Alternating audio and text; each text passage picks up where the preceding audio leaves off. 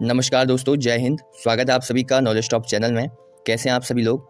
आज हम लोग डिस्कस करने वाले हैं बहुत ही ज़रूरी मुद्दों पर और ऐसे सवाल का जवाब ढूंढेंगे जो शायद आपने कभी सोचा भी नहीं होगा। हमारी सेना और वायुसेना में जवानों की संख्या क्यों घटाई जा रही है और जो पुराने कैंटोनमेंट इलाके हैं उन्हें क्यों बदला जा रहा है। आज हम पूरी सच्चाई समझेंगे बिना किसी अफवाह के। तो चलिए शुरू करते हैं। अगर आप चैनल पर नए हैं तो प्लीज़ वीडियो को लाइक और चैनल को सब्सक्राइब ज़रूर कीजिएगा। देखिए, सबसे पहले बात करते हैं सेना की। तो आपने सुना होगा अग्निपथ योजना के बारे में। इसके तहत अब नए जवान, जिन्हें अग्निवीर कहा जाता है, सिर्फ 4 साल के लिए सेना में भर्ती होते हैं। इन 4 सालों के बाद सिर्फ 25% लोगों को स्थायी रखा जाता है, बाकी को सम्मान के साथ बाहर कर दिया जाता है। अब ऐसा क्यों? वजह यह है कि दुनिया भर में युद्ध का तरीका थोड़ा बदल रहा है, यानी सेना भी अब मॉडर्न हो रही है। अब सिर्फ ज़्यादा जवान होना ही ताकत नहीं है, बल्कि नई तकनीक जैसे ड्रोन, सैटेलाइट्स, नाइट विजन और हाईटेक हथियार भी जरूरी है।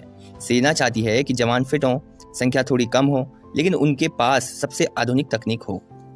रिपोर्ट्स के मुताबिक आने वाले कुछ सालों में करीब 1 लाख जवानों की संख्या कम होगी और जो पैसा बचेगा उसे नई तकनीक और आधुनिक हथियारों पर लगाया जाएगा। वायुसेना की कमी। अब बात करते हैं वायुसेना की। फिलहाल हमारे पास 31 स्क्वाड्रन हैं, लेकिन ज़रूरत 42 की है। ये संख्या 1965 के समय से भी कम है। कमी इसलिए है क्योंकि पुराने लड़ाकू विमान जैसे MiG-21 रिटायर हो रहे हैं, नए विमान समय पर नहीं आ पा रहे हैं, पायलट्स की भी कमी है। इस कमी को दूर करने के लिए अब तेजस जैसे स्वदेशी विमान और नए लड़ाकू विमान लाने की तैयारी हो रही है। साथ ही पायलट ट्रेनिंग और उड़ान के घंटे भी बढ़ाए जा रहे हैं। अब बात करते हैं एक ऐसे मुद्दे पर जो कि है कैंटोनमेंट एरिया को लेकर के। इसमें बदलाव क्यों हो रहा है? देखिए, अब आते हैं कैंटोनमेंट पर। ये वो इलाके हैं जो अंग्रेजों के समय से बने हुए हैं, जहां सेना और आम लोग दोनों रहते हैं। सरकार ने अब फैसला लिया है कि इन कैंटोनमेंट्स को 2 हिस्सों में बांटा जाएगा। एक हिस्सा सिर्फ सेना के लिए मिलिट्री स्टेशन रहेगा और दूसरा हिस्सा जहां आम लोग रहते हैं उसे नगर पालिका या नगर निगम के अधीन दे दिया जाएगा। ऐसा करने से फायदा ये होगा कि सेना का इलाका सिर्फ सेना के कंट्रोल में ही रहेगा और आम लोगों को नगर पालिका की सुविधाएं जैसे सड़क, पानी, बिजली, साफ सफाई सीधे मिलेंगी। हाँ, इस बदलाव से कई लोगों की भावनात्मक जुड़ाव भी है, क्योंकि कैंटोनमेंट की हरी भरी खुली जगहों और शांत माहौल अब बदल सकता है।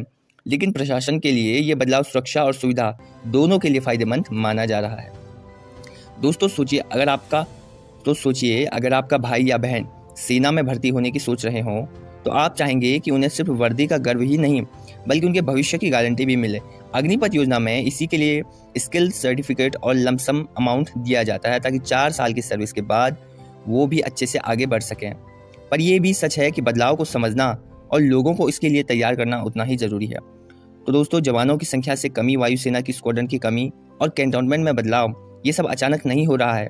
ये सब एक सोची समझी योजना का हिस्सा है, ताकि हमारी सेनाएं और मजबूत हों और आधुनिक यानी मॉडर्न बन सकें। अगर आपको ये वीडियो अच्छी लगी हो तो प्लीज़ वीडियो को लाइक और चैनल को सब्सक्राइब जरूर कीजिएगा। मिलते हैं इस वीडियो में, तब तक अपना ख्याल रखिए। जय हिंद, जय भारत।